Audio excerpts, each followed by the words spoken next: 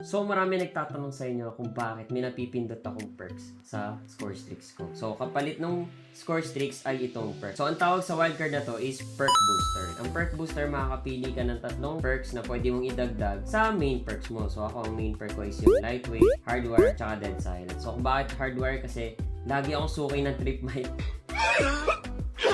So, pag naka-first kill ako, ang una kong dinadagdag agad is yung gung. Pagka pansin ko marami pa naman akong kakampi, yung gung ang prayo ko para mas mabilis din yung ikot ko sa map. Tapos, pagka sakto na yan, pag nakapitas ka na ng dalawa pa, so total of 300 points, pwede mo na ma-unlock yung second perk. Ngayon, bakit dalawa lang ang nilalagay ko? Kasi pagka nilagyan mo yan ng blue perk, random yung second perk na malalagay sa'yo. Pag naka 3 kills ako, yung second perk na ma-unlock, alert, or yung skulker. Ngayon, kaya dalawa lang nilalagay ko para sure na yung second perk ko is yung skulker.